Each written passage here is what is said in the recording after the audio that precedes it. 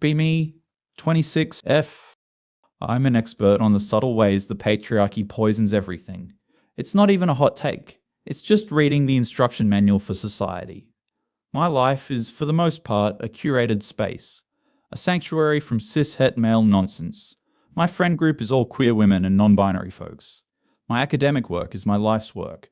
And my relationship is a testament to what love can be without patriarchal power dynamics. My girlfriend, Maya, 25F, works in graphic design. We've been together for 3 years. She's my everything. When we met, she was just coming out of a string of shitty relationships with guys. Classic story. Men who didn't listen. Men who took up too much space. Men who were emotionally stunted toddlers. She's bi, which I was initially a bit wary of, not gonna lie, felt like a potential backdoor to patriarchal conditioning, but I saw the good in her. The light that was being dimmed by performing for men. I like to think I helped her unlearn a lot of that.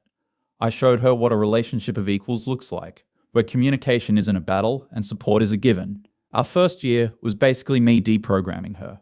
We'd watch a movie, and I'd pause it to point out the male gaze, or a Bechdel test fail. She'd listen with wide eyes, totally getting it. Wow, I never saw it that way before.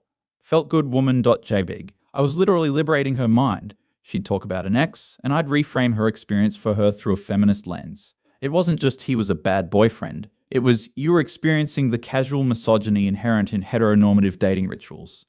See the difference? It empowers you. It takes it from a personal failing to a systemic issue. Maya really blossomed. She cut her hair, started dressing more for herself, with some gentle guidance from me, of course, away from things that catered to the male gaze. She even started calling out her dad on his casual sexism at Thanksgiving. I was so proud. Our life was perfect. We had a cute 2-bedroom apartment filled with plants and books by Bell Hooks and Audre Lorde. We'd spend our weekends at farmers markets, going to local art shows, hosting wine nights with our friends where we'd just vent about the state of the world. It was a bubble. A perfect, intellectually stimulating, emotionally fulfilling bubble. Maya seemed so happy. She'd look at me sometimes with this adoring gaze. "You're so smart," she'd say. And I'd be like, "I'm just speaking the truth, babe." I was the anchor, the theorist. She was the artist, the heart. A perfect symbiosis. Her bisexuality became a non-issue, a historical footnote. She hadn't even looked at a man in 3 years. We'd sometimes joke about it. "Remember when you thought guys with guitars were hot?" I'd tease, and she'd laugh and hide her face. Oh God, don't remind me. I was a child. We were above all that now. We were in an evolved relationship. The first crack was so small I almost missed it. It started about 6 months ago. Maya got a message on Instagram from an old college friend, a guy named Kevin. She showed me the message. "Hey Maya, long time no see. Saw your design work on NovaPixel's page, it looks amazing. Hope you're doing well." I immediately went on alert. My internal patriarchy detector started humming. "Who's this?" I asked, keeping my voice neutral. "Oh, just Kevin. He was in my senior studio class. Super nice guy. We were pretty good friends." I took her phone and scrolled through his profile. Oh dear God. Profile picture was him, grinning, holding a fish. A f***ing fish. Bio, engineer, hiker, dog dad. Posts were pictures of mountains. Him with a group of other generic-looking dudes at a brewery. A video of him playing some video game. The sheer, unadulterated, unapologetic masculinity. It was like a caricature. "He seems intensely basic," I said, handing the phone back. "He's just a normal dude," she said, shrugging. "He's nice." "There's no such thing as just a normal dude," I lectured gently. "That's a construct. Every man benefits from and participates in patriarchal structures, whether he's conscious of it or not. Niceness is often a tool to obscure that." Maya just kind of nodded, but not with the usual enthusiasm. She was already typing a reply. "So good to hear from you. Yeah, that project was fun. Hope you are doing great." I felt a little spike of annoyance. She didn't have to encourage him. They started messaging occasionally, just friendly stuff. She'd show me sometimes. Memes, links to articles, nostalgia about college. I tolerated it, but I'd make little comments. "Ugh, another Marvel movie? Does he have any personality of his own?" Careful, Maya. Spending too much time talking to someone like that can be de-radicalizing. She'd just laugh it off. "It's just texts. We live in different cities." I tried to relax, but it was like finding a roach in my clean kitchen. This little piece of the outside world, this male element, was infesting my curated sanctuary, and I couldn't just spray it and watch it die. Then, 2 months ago, she tells me Kevin is moving back to our city for a job. "Oh, that's a thing," I said. "Yeah, he asked if I wanted to get coffee and catch up when he gets settled." My face must have said it all. What? She asked, a little defensive. He's my friend. A friend who conveniently re-entered your life and is now moving here? It's a classic script, Maya. Men don't just reconnect for friendship. There's always an angle. He's trying to resubjugate you. Resubjugate me? Are you for real? He's a friend from college I haven't seen in 5 years. You're being paranoid. Paranoid? Me? I who have read the texts, who have done the work, who understands the very fabric of gendered power dynamics? I was being realistic. She was being naive. I just don't want to see you get hurt, or worse, manipulated. By Kevin? He's the least manipulative person I know. He's just solid, you know? I did not know solid sounded like a euphemism for boring and patriarchal. We argued. It was our first real argument in over a year. It wasn't a productive academic debate like we usually had. It was a fight. She accused me of being controlling. I accused her of having internalized misogyny and being blind to her own potential oppression. We went to bed angry. It felt awful. The sanctuary was breached. She met him for coffee, came back looking lighter, happier than I'd seen her in a while. It pissed me off. So, how was it? Did he explain how he plans to dismantle the patriarchy he so clearly benefits from? I asked, voice dripping with sarcasm. It was nice, she said, ignoring my question. We just talked. It was easy. Easy. What a loaded word. Our relationship wasn't easy. It was intentional. It was work. Easy is what you call something you don't have to think about, something that just falls into existing problematic patterns. They started hanging out more once a week than twice. They'd go to a rock climbing gym, or he'd help her with something in her car she was complaining about. I hated it. Every time she came back from seeing him, she'd be full of stories. Kevin and I were talking about that new FromSoft game. He said I should try it. Oh, so you're into hyper-violent male-coded power fantasies now? I'd say. It's just a game. It looks cool. She actually installed it on her laptop. I walked in on her playing it one night, completely absorbed. She was so focused, biting her lip in concentration. She looked up and saw me standing there, arms crossed. What? Nothing. Just observing the colonization of your leisure time by masculine archetypes. She took off her headset and sighed. A big, weary sigh. Can you please just stop? For 1 second. Can you just be normal? Normal, that word again. Normal is the problem, Maya. Normal is the default setting of oppression. You knew this. Maybe I'm tired of everything being a political statement, she said, her voice quiet. Maybe I just want to play a video game because my friend recommended it and it's fun. He's not your friend, I snapped. He's an agenda. I started becoming an ideological detective. I had to prove to her that this guy was bad news. I started snooping. Yeah, I know. Violation of trust. But I was doing it for her, to protect her. It was a necessary evil. I waited till she was in the shower and checked her phone. Went straight to her texts with Kevin. I was expecting, I don't know, pics, needy messages, love bombing, something I could point to and say, aha, see? But it was just nothing. It was banal, offensively banal. Him. Hey, you free to climb Thursday? Her. Yep, 7 p.m. Him. Perfect. Oh, by the way, found that book on Swiss design you were looking for at a used bookstore. Picked it up for you. Her. You're the best. I owe you. Him. Nah, it's cool.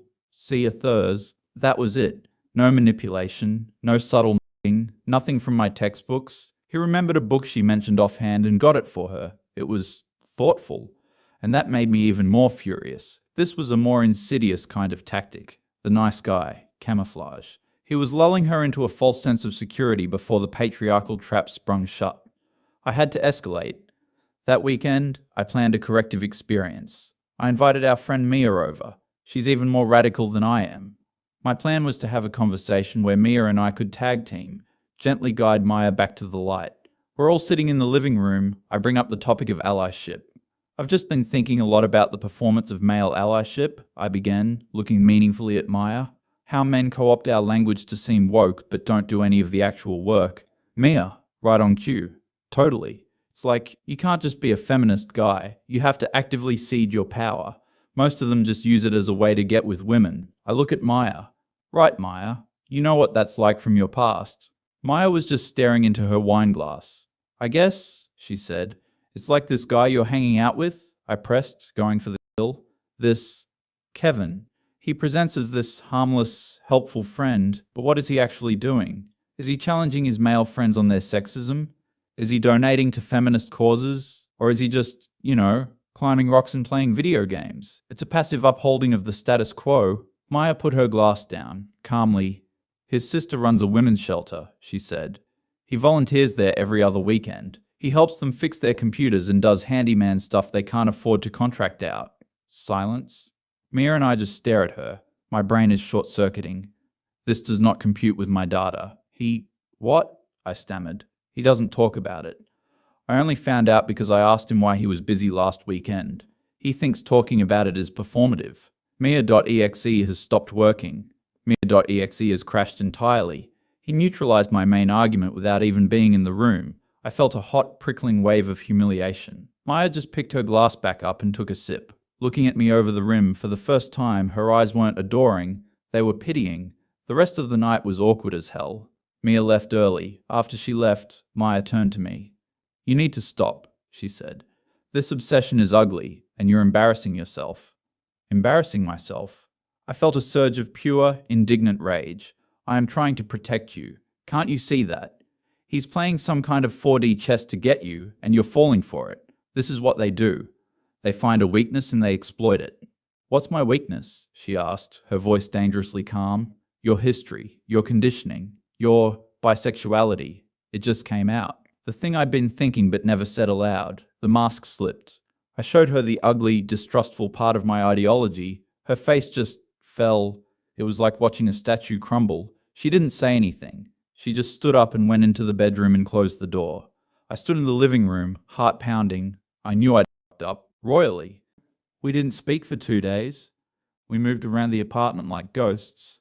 The silence was worse than any screaming match. I tried to apologize, sort of.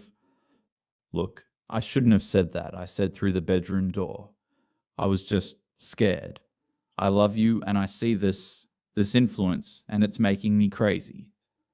It's not an influence, her voice came back, muffled. It's a choice, my choice. I didn't understand what choice. Hanging out with him?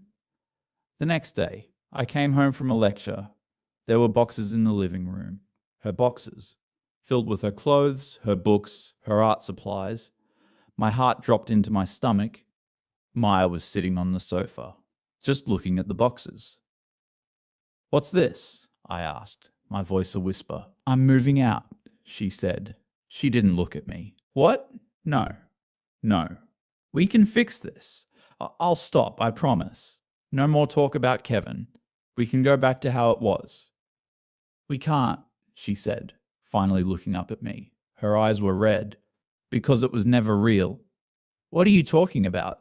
We were perfect. No, she said, shaking her head. You were perfect. And I was your perfect student, your perfect project. You didn't love Maya. You loved the idea of saving Maya, of molding her into this perfect feminist partner. My whole body went cold. That's not true, isn't it? When was the last time you asked me what I wanted, without already having the correct answer ready? When was the last time you just let me enjoy something without deconstructing it? I can't live in a textbook anymore. I can't walk on eggshells worried that my favorite song is problematic or my laugh is too shrill. I felt dizzy. The floor was tilting. So what, you're just giving up? On us? On everything we built? We didn't build it together, she said, her voice finally breaking. You built it, and I just lived in it. And it's suffocating. Then she delivered the final blow. I'm staying with Kevin for a bit, until I find my own place. I think I blacked out for a second.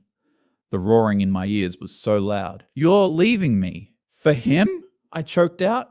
The words felt like poison in my mouth. For a man? I'm not leaving you for him, she said, standing up. I'm leaving you for me. It just so happens that he sees me. The actual me, not the person he wants me to be. And then she twisted the knife. And yes, I'm with him now. Properly. We're together. The meltdown started. It wasn't a cool academic deconstruction of my feelings. It was a primal animal scream of fury and betrayal. After everything I did for you? I shrieked, the sound tearing out of my throat. I saved you. I saved you from them, from that whole pathetic, soul-crushing world of performing for mediocre men, and you're just running right back to it? Are you insane? I started pacing, grabbing my hair. You are a traitor. To me, to our community, to all women. You have so much internalized misogyny you'd rather be some guy's fuck toy than an equal partner in a revolutionary relationship. You're pathetic. She just stood there, watching me, her face a mask of sadness and resolve. I wasn't getting through. She was already gone. I started throwing things, not at her, just around. I grabbed a stack of my books from the coffee table, Butler, Solnit, Dworkin, and hurled them at the wall. This is what you're throwing away. Actual knowledge, actual liberation. For what? A guy who owns a fishing rod and plays fucking Call of Duty? Pages fluttered to the ground like dead birds. It's not about the books, she said softly. It's about you using them as a weapon. Her friend came to the door then. Kevin, he just stood in the doorway, looking awkward and sad. He didn't look like a monster. He looked like a normal guy who'd come to help his girlfriend move. He didn't say a word to me, just looked at Maya. Ready? He asked. She nodded, tears finally streaming down her face. She grabbed her purse and walked towards the door, not looking back at me. Kevin picked up 2 of her boxes. He grunted a little with the weight. He glanced at me one time as he followed her out. There was no triumph in his eyes, just pity. Again. That fucking pity. And then they were gone. The door clicked shut. I was alone. Alone in my perfect, curated sanctuary, surrounded by the wreckage of my enlightened worldview. I just slid down the wall and sat on the floor, sobbing. Not for the loss of her, not yet, but for the sheer, catastrophic failure of my entire belief system. It wasn't supposed to happen this way. The woman always chooses liberation. She always chooses the sisterhood. She doesn't choose the man. She never chooses the man. The weeks after were a blur. I did what any self-respecting, recently dumped leftist does. I went online. I posted long, vague, furious threads on Twitter. A reminder that bisexuality can often be a Trojan horse for compulsory heterosexuality. It's a tragedy to watch someone you love de-radicalize and run back to the comfort of their own oppression. 2,000 likes, 400 retweets. My DMs and comments were flooded with support. Yes, Queen, you're better off without her. She was never a true sister. This is why I'll never date a bi woman. Too much risk. The patriarchy is insidious. Stay strong, comrade. It was like a drug. Every notification was a hit of validation. See? I wasn't crazy. I was right. My friends, my real friends, they understood. I was the victim here, a political martyr. I leaned into it, hard. I wrote an essay for a small online journal about our relationship, anonymized of course, as a case study in feminist backsliding. It was critically acclaimed in my little corner of the internet. I was the wronged party, the intellectual whose heart was broken by a less evolved soul. But at night, when the phone was off, the apartment was silent, painfully silent. All the plants were still there. Her favorite mug was still in the cupboard. I'd walk past her empty side of the bed and feel a hollowness that no amount of Twitter likes could fill. The validation was a thin, brittle blanket, and the cold of reality kept seeping through. About a month after she left, morbid curiosity finally won. It was 2 a.m. I was doom scrolling, feeling that familiar mix of righteous anger and deep, gnawing loneliness. I searched her name on Instagram. Her profile was private, of course, but Kevin's wasn't. My finger hovered over his profile picture, the grinning man with the fish. I clicked. I told myself I was gathering intelligence. I was observing the enemy in his natural habitat. I scrolled. Mountains, dog, brewery, the same old shit. And then I saw her. The first picture with her in it was from 3 weeks ago. It was a selfie of the 2 of them. They were on a hiking trail squinting in the sun.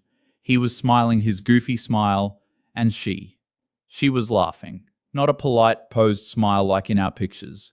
A real, deep, uninhibited laugh. The kind where your eyes crinkle up and you throw your head back. I hadn't seen her laugh like that in a long time. Maybe a year. My stomach twisted. I kept scrolling. A picture of her, sitting on the floor, controller in hand, focused on a TV screen. His dog's head was in her lap. She was wearing an old, ratty college sweatshirt. The caption was just, "She beat the boss." I'm so proud. A picture of a table with 2 plates of slightly burnt-looking homemade pizza. Her first attempt. A for effort. It was also normal. So painfully, devastatingly normal. There was no grand patriarchal drama, no oppression, no subjugation. It was just life. 2 people. Living a quiet, simple, shared life. They weren't deconstructing their pizza for problematic toppings. They weren't analyzing the gender politics of the video game. They were just living. And she looked happy. Genuinely, truly, peacefully happy.